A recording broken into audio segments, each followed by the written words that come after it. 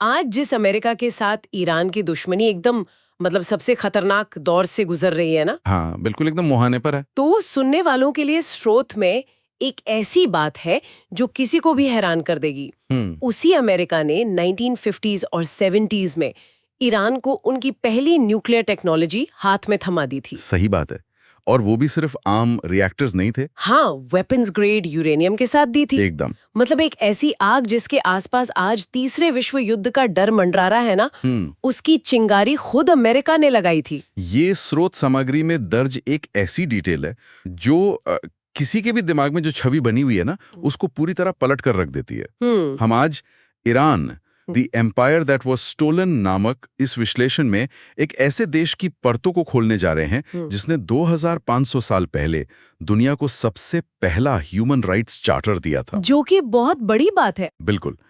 पर वही देश आज 2026 में एक ऐसी स्थिति में खड़ा है जहां औरतों को अपना हिजाब ठीक ना होने पर गोली मार दी जाती है। इससे पहले कि हम इस चोरी हुए साम्राज्य की गहराई में उतरें, एक डिस्क्लेमर देना बहुत जरूरी है। हाँ, ये स्पष्ट करना जरूरी है। आज की ये सारी चर्चा पूरी तरह से हमारे स्रोत पर आधारित है। इस डीप डाइव में अमेरिका, इजराइल, ईरान या किसी भी देश के बारे में जो भी मुद्दे सामने आएंगे, हम उन्हें सिर्फ निष्पक्ष रूप से रिपोर्ट कर रहे हैं। हम यहाँ किसी एक पक्ष का समर्थन या विरोध बिल्कुल नहीं कर रहे हैं। इतिहास में जो लिखा गया है और जो भी स्रोत में घटा है, हम बस उस सच को सामने रख रहे हैं ताकि सुनने वाले फैसला खुद कर सकें। सही बात है। तो चलिए इसके हर पहलू को खोलते हैं। आखिर दुनिया का सबसे शक्तिशाली साम्राज्य इस हाल तक पहुंचा कैसे? देखो, इस सफर की शुरुआत हमें 2500 साल पहले के पर्शिया से करनी होगी था। वाओ, वहां तक? हाँ, और उन्होंने दुनिया का पहला ह्यूमन राइट्स चार्टर बनाया, जिसे हम साइरस सिलेंडर कहते हैं। इस चार्टर की मुख्य खासियत ये थी कि उस दौर में जब कोई सेना किसी नए इलाके को जीतती थी तो वहां के लोगों को गुलाम बनाना एकदम आम बात थी। हाँ, वही तो होता था पहले। पर साइरस ने ऐसा नहीं किया। उन्होंने जीती हुई जनता को अपने धर्म और संस्कृति को मानने की पूरी छूट दी थी। मतलब उस वक्त में इतनी टॉलरेंस? बिल्कुल। स्रोत बताता है कि उन्होंने जूस को बेबीलोन की कैद से आजाद कराया था, और यही वजह है कि बाइबल में उनका नाम इतने सम्मान के साथ आता है। यानी एक वक्त पर यह दुनिया का सबसे सहिष्णु, मतलब टॉलरेंट और ताकतवर साम्राज्य था। हाँ, था तो वही। पर समय के साथ आक्रमण हुए, जिनमें अलेक्जेंडर द ग्रेट से लेकर 7th सेंचुरी के अरब आक्रमण शामिल हैं, जब इस्लाम इस जमीन पर आया। सही। लेकिन यहाँ एक ऐसी चीज हुई जो पूरे मिडिल ईस्ट के इतिहास और आज की पॉलिटिक्स दोनों को डिफाइन करती है। अरब आक्रमणों के बावजूद ईरान ने कभी अपनी मूल पर्शियन आइडेंटिटी को मिटने नहीं दिया। यही वो बुनियादी फर्क है जो आज तक इस पूरे क्षेत्र की जियोपॉलिटिक्स को चला रहा है। उन्होंने इस्लाम जरूर अपनाया, पर शिया इस्लाम को चुना। ये फैसला उन्हें अरब देशों की सुन्नी मेजॉरिटी से बिल्कुल अलग खड़ा करता है। अच्छा, तो ये बस धार्मिक नहीं था? नहीं, ये सिर्फ धार्मिक चुनाव नहीं था। ये अपनी भाषा, अपनी संस्कृति और अपनी एक अलग पहचान को अरब प्रभाव से बचाए रखने का एक प्रैक्टिकल तरीका था। जमीन के ऊपर की पहचान तो बच गई उनकी, पर जमीन के नीचे जो खजाना छिपा था, उसने इनका सब कुछ छीन लिया आगे चलकर। तेल। हाँ, 19th सेंचुरी के आखिर तक ईरान पर काजार डायनेस्टी का राज था, जो अंदर से पूरी तरह खोखली हो चुकी थी। और हम जानते हैं, जब घर की दीवारें कमजोर होती हैं, पड़ोसी दरवाजा तोड़ ही देते हैं। बिल्कुल तोड़ देते हैं। ब्रिटिश और रशियन एम्पायर्स की नजर इस जमीन पर गड़ी थी। 1908 में विलियम नॉक्स डार्सी नाम के एक ब्रिटिश बिजनेसमैन ने वहां तेल ढूंढ निकाला। एक ऐसी खोज जिसने सदियों का इतिहास बदल दिया पूरा। सही में मिडिल ईस्ट की ये पहली सबसे बड़ी तेल की खोज थी। अगले ही साल 1909 में एंग्लो पर्शियन ऑयल कंपनी यानी APOC बनाई गई। स्रोत बताता है कि सुनने वालों को ये जानकर हैरानी होगी कि ये वही कंपनी है जिसे आज दुनिया BP यानी ब्रिटिश पेट्रोलियम के नाम से जानती है। वेट, वाकई BP वहां से आई है? हाँ, एक इतनी बड़ी मल्टी-बिलियन डॉलर कंपनी की पूरी नींव ईरान के तेल पर रखी गई थी। इसको ना एक आसान उदाहरण से देखते हैं। ये वैसा ही है जैसे किसी के आंगन में सोने की खान मिल जाए। सही एग्जाम्पल है। और एक ताकतवर पड़ोसी आकर कहे कि देखो, आंगन भले ही तुम्हारा है, पर इसमें से तेल मैं निकालूंगा और इसकी आमदनी का सिर्फ 16% हिस्सा तुम्हें दूंगा, बाकी 84% मेरा। हाँ, ब्रिटेन ईरान के तेल से अरबों कमा रहा था, फर्स्ट वर्ल्ड वॉर में अपनी नेवी को चलाने के लिए इस तेल का इस्तेमाल कर रहा था, और ईरानी जनता गरीबी और भुखमरी में जी रही थी। तो मैं आपसे पूछती हूँ, क्या स्रोत इस अपमानजनक चोरी को सिर्फ एक आर्थिक मुद्दा बताता है, या इसने किसी आगे आने वाली भयानक आग की नींव रख दी थी? देखो, आग की नींव ही थी ये। इस 16% वाली डील ने ईरानी लोगों के दिलों में जो अपमान और बेबसी का बीज बोया, वही आगे चलकर ज्वालामुखी बना। लाजमी है। काजार डायनेस्टी आर्थिक शोषण को रोकने में पूरी तरह नाकाम थी। फॉरेन पावर्स देश की आर्थिक नसों में पूरी तरह घुस चुकी थी। और इसी अपमान से पैदा हुए जनता के गुस्से ने 1940 के आखिर में एक ऐसी लोकतांत्रिक लहर को जन्म दिया जिसने आगे चलकर पूरी दुनिया को हिलाकर रख दिया। और इस लहर का चेहरा बने डॉक्टर मोहम्मद मुसाद्दिक। सही। 1951 में ईरान की पार्लियामेंट ने उन्हें डेमोक्रेटिकली अपना प्राइम मिनिस्टर चुना, जो कि अपने आप में एक बड़ी बात थी उस वक्त। बिल्कुल। मुसाद्दिक आते ही सीधे उस आंगन के तेल वाले पड़ोसी से भिड़ गए। उन्होंने सबसे बड़ा कदम उठाते हुए ईरान के ऑयल को नेशनलाइज कर दिया। सीधा फरमान था उनका। हाँ, हमारा तेल हमारा हक। इस पर ब्रिटेन आसानी से हार मानने वाला तो था नहीं। उन्होंने आर्थिक प्रतिबंध यानी सैंक्शंस का एक ऐसा जाल फेंका कि पूरे देश का सांस लेना मुश्किल हो गया। स्रोत बताता है कि ब्रिटेन ने दुनिया भर में ईरानी तेल के खिलाफ सीधा बॉयकॉट शुरू कर दिया था। उन्होंने अपनी ताकतवर नेवी को ईरानी समुद्री तट पर भेज दिया और ईरानी तेल टैंकर्स को समुद्र में ही ब्लॉक कर दिया, ताकि वो देश एक बूंद तेल भी एक्सपोर्ट ना कर सके। बाप रे, पूरी तरह ब्लॉक। हाँ, देश की आमदनी अचानक से जीरो हो गई, इकॉनमी टूटने लगी। पर जब ब्रिटेन देखता है कि उन सैंक्शंस के बावजूद मोसद्देक झुकने को तैयार नहीं है और जनता उनके साथ है, तब उन्होंने अमेरिका का दरवाजा खटखटाया। और यहां से उत्पन्न होता है 1953 का ऑपरेशन एजैक्स। बिल्कुल। स्रोत सामग्री के मुताबिक यही वो मोड़ है जहां अमेरिका ईरान दुश्मनी की असल और गहरी कहानी शुरू होती है। अमेरिका ने तब दुनिया के सामने ये बहाना बनाया था कि उन्हें डर है कि मोसद्देक एक कम्युनिस्ट बन जाएंगे और ईरान को सोवियत यूनियन के हवाले कर देंगे। हाँ, मैं यहाँ स्रोत पर सवाल उठाना चाहती हूँ। कोल्ड वॉर के उस दौर में क्या सच में अमेरिका को कम्युनिज्म का डर था, या ये सिर्फ कॉर्पोरेट ग्रीड और तेल के अरबों डॉलर्स बचाने का एक खोखला नाटक था? देखो, स्रोत इस पर बेहद स्पष्ट है। कम्युनिज्म का डर एक बहुत ही सुविधाजनक बहाना मात्र था, यानी प्योरली तेल का चक्कर था। असल मुद्दा सिर्फ और सिर्फ तेल का कंट्रोल वापस हासिल करना था। अमेरिका में उस वक्त एंटी कम्युनिस्ट लहर चल रही थी और किसी भी नेता को कम्युनिस्ट कह देना सबसे आसान हथियार था। ब्रिटेन ने यही पत्ता खेला। हाँ, CIA और ब्रिटिश इंटेलिजेंस MI6 ने मिलकर मोसद्देक को हटाने की योजना बनाई। और ये योजना जमीन पर कैसे काम करती है, इसकी मैकेनिक सुनकर किसी को भी हैरानी होगी। एकदम। CIA का एक top agent Kermit Roosevelt junior $1 million cash लेकर चुपके से ईरान पहुंचता है। सोचो, $1 मिलियन उस वक्त। Logical war. बिल्कुल। CIA ने भीड़ के नेताओं को खरीदा। उन्होंने नकली कम्युनिस्ट विरोध प्रदर्शन करवाए ताकि ईरान के मुल्ला और धार्मिक नेता डर जाएं। उन्हें लगे कि मोसद्देक आएगा तो इस्लाम खत्म हो जाएगा। सड़कों पर दंगे भड़काए गए और आखिरकार देश के चुने हुए नेता को उसकी कुर्सी से उखाड़ फेंका गया। अगर हम इसको बड़ी पिक्चर से जोड़े ना, हाँ, तो स्रोत के अनुसार ये 1953 का तख्तापलट आज तक की अमेरिका ईरान दुश्मनी का रूट कॉज है। वही सबसे बड़ी वजह है। इसे घटना ने आम ईरानी लोगों के जहन में ये पक्की तरह बैठा दिया कि वेस्टर्न ताकत है उन्हें कभी आजाद और आत्मनिर्भर नहीं देखना चाहती। अपना तेल बचाने के लिए उन्होंने ईरान के लोकतंत्र का गला घूंट दिया और गद्दी पर एक ऐसी कठपुतली को बैठा दिया जो सिर्फ उनके इशारों पर नाच सके। और वो कठपुतली थे मोहम्मद रजा पहलवी, यानी शाह। इस तरह शुरू होता है वो दौर जिसे हम ग्लैमर के पीछे का अंधेरा कह सकते हैं। सही नाम दिया। शाह ने गद्दी पर आते ही देश को तेजी से आधुनिक बनाने की योजना शुरू की, जिसे व्हाइट रेवोल्यूशन का नाम दिया गया। तेहरान की सड़कों पर वेस्टर्न फैशन आम हो गया, शहरों में नाइट क्लब्स खुल गए, औरतों को वोटिंग राइट्स मिल गए। बाहर से देखने पर तो सब बड़ा चमकदार लग रहा था। हाँ, पर 1971 की एक घटना बताती है कि इस आधुनिक चमक के पीछे कितना भयंकर खोखलापन था। वो परसेपोलिस की पार्टी? हाँ, वही। 1971 में शाह ने पर्शियन साम्राज्य की 25वीं एनिवर्सरी मनाने के लिए परसेपोलिस में एक ऐसी आलीशान पार्टी आयोजित की जिस पर $200 मिलियन खर्च किए गए। बाप रे, $200 मिलियन एक पार्टी पे। हाँ, दुनिया भर के नेताओं और राजाओं को बुलाया गया। खाना और शराब सीधे पेरिस से प्लेन में आ रहे थे और ये सब ठीक तब हो रहा था जब ईरान के गांव में लोग भूखमरी से तड़प कर मर रहे थे। ये तो बहुत बड़ा विरोधाभास है। स्रोत इशारा करता है कि सड़कों पर मिनी स्कर्ट्स और फैशन जरूर था, पर बोलने की आजादी बिल्कुल नहीं थी वहां। आजादी तो दूर की बात है, अगर किसी ने शाह के खिलाफ एक शब्द भी बोला तो उसके सामने सावाक आके खड़ी हो जाती थी। उनकी सीक्रेट पुलिस। हाँ, सावाक, शाह की वो ब्रूटल सीक्रेट पुलिस जिसका डर पूरे ईरान की रगों में फैला था।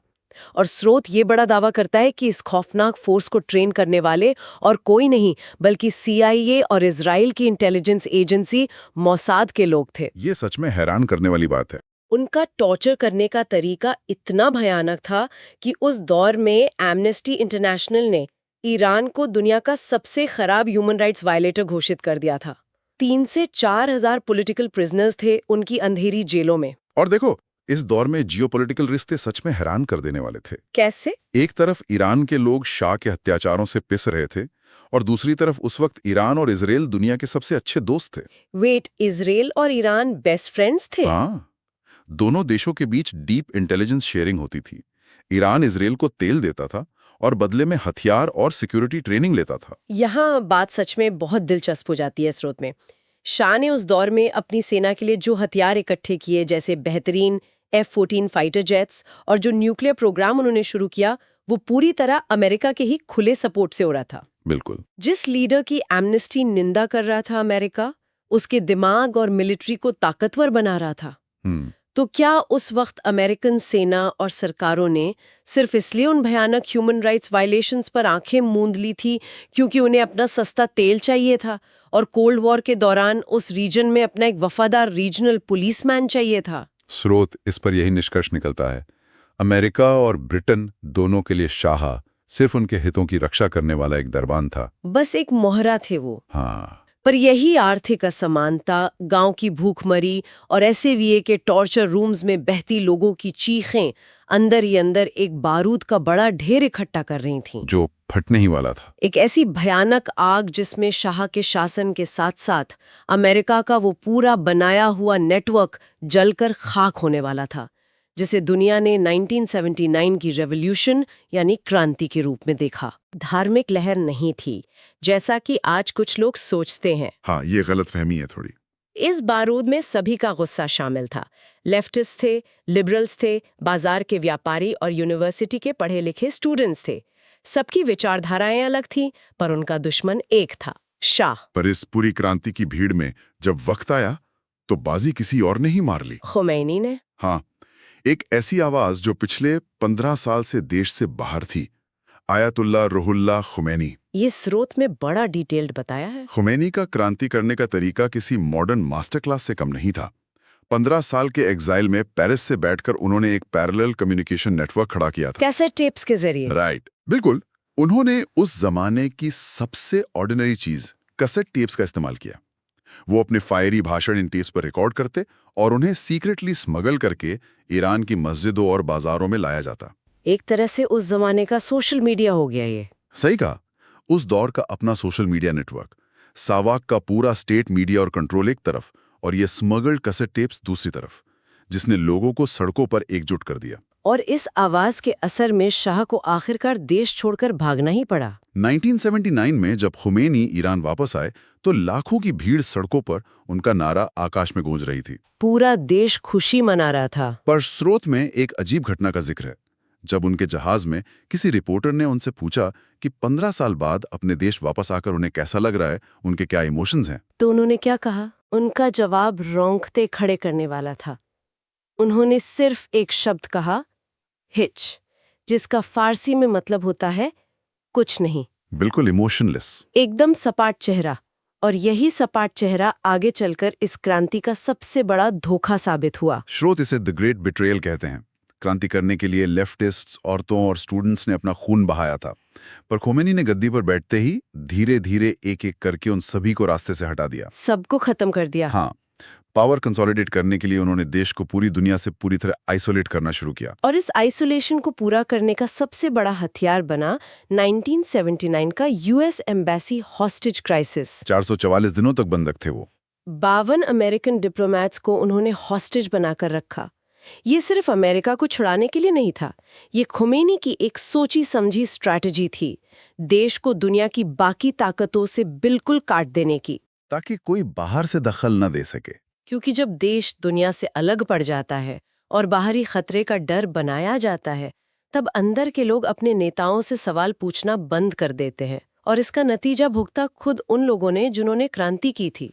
1988 के एक्सिक्यूशंस। हाँ, स्रोत 1988 के मास एक्सिक्यूशंस की तरफ ध्यान दिलाता है। डेथ कमीशंस बिठाए गए और देखते देखते 5,000 से लेकर 30,000 पॉलिटिकल प्रिजनर्स को फांसी पर लटका दिया गया। जिन्होंने आजादी मांगी थी उन्हें सिर्फ मौत मिली। सोचो, दुनिया से पूरी तरह आइसोलेट होने के बाद और भीतरी विरोध को इतनी बेरहमी से दबाने के बाद ईरान का सामना एक नए भयंकर संकट से होता है। Iran Iraq war. 1980 में पड़ोसी देश इराक के डिक्टेटर सद्दाम हुसैन ने अचानक ईरान पर हमला कर दिया। ये युद्ध 8 साल तक चला और उस पूरी जनरेशन को तबाह कर गया। बिल्कुल तबाह कर दिया। इस युद्ध में हमें जियोपॉलिटिकल हिपोक्रेसी यानी दोगलापन अपने सबसे घिनौने रूप में देखने को मिलता है। स्रोत के मुताबिक अमेरिका ने इस युद्ध में ऑफिशियली किसी का पक्ष ना लेने का दिखावा किया था, पर असल में उसने एक बड़ा डबल गेम खेला। वही तो, एक तरफ अमेरिका ने सद्दाम हुसैन को सैटेलाइट इंटेलिजेंस दी और उन्हें केमिकल वेपन्स बनाने की सामग्री मुहैया कराई, जिसकी वजह से हजारों ईरानी सैनिक और निर्दोष नागरिक गैस अटैक्स में तड़प तड़प कर मारे गए। भयानक केमिकल वॉरफेयर था वो। और दूसरी तरफ स्रोत बताता है कि अमेरिका चुपके उसी ईरान को हथियार भी बेच रहा था, जिसे आगे चलकर ईरान कॉन्ट्रा अफेयर के नाम से जाना गया। हाँ, ये तो बहुत बड़ा स्कैंडल था। उन हथियारों से जो पैसा आया, अमेरिका ने उसे निकारागुआ में अपने एंटी कम्युनिस्ट रेबल्स को फंड करने में लगा दिया। ईरानी लोगों का खून बह रहा था और जियोपॉलिटिक्स अपना फायदा निकाल रही थी। और देखो, इसी युद्ध के दौरान 1988 में एक ऐसी ट्रेजेडी हुई जिसने ईरानी मानसिकता पर आखिरी और गहरी चोट की। यूएसएस विंसेंस वाली घटना। हाँ, यूएस नेवी के एक शिप यूएसएस विंसेंस ने ईरान एयर फ्लाइट 655 को एक सिविलियन प्लेन होते हुए भी मिसाइल से शूट डाउन कर दिया। ओह गॉड, उसमें तो सब ऑर्डिनरी लोग थे ना? बिल्कुल। 290 मासूम लोग मारे गए, जिसमें 66 बच्चे शामिल थे। और सबसे बड़ा सदमा स्रोत में यह बताया गया है कि अमेरिका ने कभी इस घटना के लिए फॉर्मली माफी तक नहीं मांगी। तो इस सब के बाद ईरान की दिशा आखिर क्या मुड़ लेती है? जब पड़ोसी देश केमिकल वेपन्स फेंक रहा हो और दुनिया की सबसे बड़ी सुपर पावर आपके दोनों तरफ गेम खेल रही हो, तब उन्हें समझ आ गया था। हाँ, ईरान को ये समझ आ गया कि वो आमने सामने की जंग में दुनिया से नहीं जीत सकते। उन्हें एक नए रास्ते की जरूरत थी। स्रोत इस नई स्ट्रैटेजी को प्रॉक्सी वॉरफेयर कहता है। ये स्ट्रैटेजी अपने दुश्मनों को उलझाए रखने की एक मैकेनिक्स पर आधारित थी, यानी अपनी लड़ाई दूसरों की जमीन पर लड़ाओ, अपने आंगन में खून खराबा मत होने दो। सही बात है। इसको भी एक आसान उदाहरण से समझते हैं। ये वैसा ही है जैसे कोई अपने घर के चारों तरफ एक बड़ा सा बफर जोन या फायर वॉल बना ले, ताकि अगर आग लगे तो वो पड़ोसियों के आंगन में जले, उनके खुद के घर की दीवारों तक कभी न पहुंचे। एकदम परफेक्ट एनालॉजी है। ईरान ने यही किया। उन्होंने लेबनान में हिजबुल्लाह, गाजा में हमास, यमन में हुतीज और इराक तथा सीरिया में अपने वफादार मिलिशियस का एक पूरा नेटवर्क खड़ा कर दिया। इसे नाम दिया गया एक्सिस ऑफ रेजिस्टेंस। और इस पूरे मास्टर प्लान के मेन आर्किटेक्ट थे IRGC कुद्स फोर्स के कमांडर कासिम सुलेमानी, जो बाद में मारे गए थे। राइट। हाँ, कासिम सुलेमानी ने पूरे मिडिल ईस्ट में घूम घूम कर इन मिलिशियाज को ट्रेन किया, उन्हें हथियार और पैसे दिए और उनका आपस में एक मजबूत कनेक्शन बनाया। 2020 में एक यूएस ड्रोन स्ट्राइक में उनकी मौत जरूर हो गई, पर उनका बनाया ये नेटवर्क ईरान का सबसे बड़ा डिफेंस मैकेनिज्म बन गया था। अपने दुश्मनों को अपनी सरहदों से दूर रखने की इस स्ट्रैटेजी ने ईरान को रीजन की एक बड़ी ताकत तो बना दिया, पर इसने उनके हर तरफ दुश्मन खड़े कर दिए। एक ऐसी चिंगारी जिसमें आज पूरा मिडल ईस्ट जल रहा है। और अब हम सीधे 2026 की आग पर आते हैं, जो स्रोत का मेन फोकस है। इस प्रॉक्सी वॉर ने आखिरकार ईरान को उस जगह ला खड़ा किया है जहां अमेरिका और इजराइल के साथ उनका सीधा टकराव हो रहा है। Direct confrontation. पर इस आग में सबसे बड़ा घी डालने का काम उस न्यूक्लियर प्रोग्राम ने किया है, जिसकी शुरुआत, जैसा कि हमने शुरू में कहा, अमेरिका ने ही की थी। 2002 में जब MEK नाम के एक ग्रुप ने इस सीक्रेट न्यूक्लियर प्रोग्राम को एक्सपोज किया, तो दुनिया की नींद उड़ गई थी कि क्या एक धार्मिक कट्टरपंथी सरकार बॉम्ब बनाने वाली है। हाँ, वही डर था। उस एक्सपोजर के बाद से ईरान के खिलाफ एक इनविजिबल यानी अदृश्य युद्ध छिड़ गया। स्रोत इस इनविजिबल वॉर के तरीकों का वर्णन करता है जो सुनने में किसी साईफाई थ्रिलर से कम नहीं लगते। ओ, वो वायरस वाला हमला। हाँ, 2010 में स्टक्सनेट वायरस का साइबर हमला होता है। ये कोई आम कंप्यूटर वायरस नहीं था जो सिर्फ डेटा डिलीट करे। इस डिजिटल वेपन ने ईरान के न्यूक्लियर फैसिलिटीज के फिजिकल कंप्यूटर्स को इन्फेक्ट किया और मशीन्स को डिस्ट्रॉय कर दिया। बिल्कुल, वहां यूरेनियम अलग करने वाले सेंट्रीफ्यूजेस की स्पीड को इतना बढ़ा दिया कि वो बड़ी बड़ी फिजिकल मशीन्स खुद ही फट गईं। कोड ने लिटरली मशीन्स को बर्बाद कर दिया। और बात सिर्फ साइबर हमलों तक नहीं रुकी। स्रोत बताता है 2020 में उनके chief nuclear scientist Mohsin Fakhrizadeh की हत्या कर दी जाती है। वो इंसिडेंट तो बहुत ही क्रेजी था। कैसे हुई ये हत्या? एक satellite controlled AI machine gun से, जो एक पिकअप ट्रक में फिट थी और जिसने सैटेलाइट के जरिए चेहरे को पहचानकर पिन पॉइंट एक्यूरेसी से गोली मारी। एआई का ऐसा इस्तेमाल सोचा भी नहीं था किसी ने। इन सब के बीच 2015 में एक उम्मीद जरूर जागी थी, जब JCPOA डील आई, जिसके तहत ईरान ने अपने बॉम्ब बनाने के प्रोग्राम पर रोक लगाने की बात मानी थी और बदले में अमेरिका ने इकोनॉमिक सैंक्शंस हटाए थे। पर 2018 में अमेरिका के उस वक्त के राष्ट्रपति ने इस डील को पूरी तरह फाड़कर फेंक दिया। और वहां से जो तनाव और बदले की आग शुरू हुई, वो 2023 से 2026 के बीच आते आते बिल्कुल बेकाबू हो चुकी है। टाइमलाइन क्या बताता है स्रोत इसकी? स्रोत एक सिलसिलेवार टाइमलाइन पेश करता है कि कैसे ये फायरवॉल टूटा। अक्टूबर 2023 के हमास अटैक से शुरुआत होती है। फिर अप्रैल 2024 में इजराइल द्वारा दमास्कस में ईरानी एम्बेसी पर सीधा हमला होता है, जिसका जवाब ईरान ने सीधे इजराइल पर डायरेक्ट मिसाइल बरसा कर दिया था। सही कहा। फिर अक्टूबर 2024 आते आते हिजबुल्लाह की आले कमान, जिसमें हसन नसरुल्लाह शामिल थे, वो लगभग पूरी तरह तबाह हो जाती है। और 2026 के स्रोत में जो सबसे बड़ा करंट इवेंट दर्ज है, वो है दिसंबर 2024 से जनवरी 2025 के बीच सीरिया में असाद रजीम का गिर जाना, जो उनका सबसे बड़ा एलाई था वहां। तो आखिर इस सब का क्या मतलब निकलता है? बात बिल्कुल साफ है। ईरान की एक्सिस ऑफ रेजिस्टेंस अब ध्वस्त हो चुकी है। उनका बनाया हुआ प्रॉक्सी एम्पायर बुरी तरह टूट चुका है। उनकी वो सुरक्षा की जो फायरवॉल थी ना, अब वो जल गई है। ये एक बहुत जरूरी सवाल खड़ा करता है जियोपॉलिटिक्स में। जब ईरान के पास उनकी सबसे बड़ी प्रॉक्सी आर्मी नहीं बची है और उनकी कन्वेंशनल सेना आधुनिक हथियारों के मामले में पश्चिमी देशों के सामने कमजोर है, तो बचा क्या उनके पास? वही ना। तो उनके हाथ में डिफेंस के नाम पर बचा क्या है? स्रोत बताता है कि क्या ऐसी हालत में न्यूक्लियर बॉम्ब बना लेना ही उनका आखिरी बचा हुआ इंश्योरेंस है? आखिरी रास्ता यानी? खासकर तब जब एक्सपर्ट्स और रिपोर्ट्स मानती हैं कि वो वेपन्स ग्रेड यूरेनियम, यानी बॉम्ब बनाने के लिए जरूरी मटेरियल तैयार करने से सिर्फ हफ्तों की दूरी पर खड़े हैं। एक तरफ बाहर इतना भयंकर और एग्जिस्टेंशियल दबाव है, पर दूसरी तरफ देश के अंदर क्या चल रहा है? स्रोत के अंदर की जो स्थिति बताता है वो किसी को भी थिथुराने के लिए काफी है। अंदर हालात बहुत खराब हैं। देश अंदर से कई गुटों में बटा हुआ है। हार्डलाइनर्स हैं, रिफॉर्मिस्ट्स हैं, पर सबसे बड़ा तबका वो है जो इस पूरे सिस्टम से सख्त नफरत करता है। 60% जनता 30 साल से कम उम्र की है। नई जनरेशन। ये वही जनरेशन है जो वुमेन लाइफ फ्रीडम के नारे लगाते हुए अपनी जान गंवा रही है, पर पीछे नहीं हट रही। इन सब हकीकतों और इतने गुस्से को देखकर किसी के भी जहन में ये सीधा सवाल उठेगा कि आखिर ये सिस्टम अब तक गिरा क्यों नहीं है? सही सवाल है।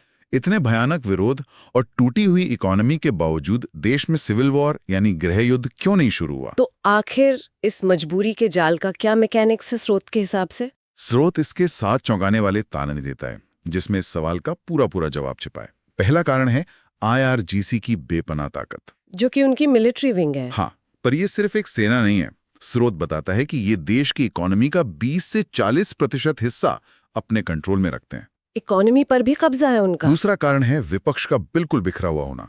कोई एक नेता नहीं है जो सबको एकजुट कर सके। और तीसरा कारण? तीसरी बात है लोगों का आर्थिक रूप से मजबूर और निर्भर होना।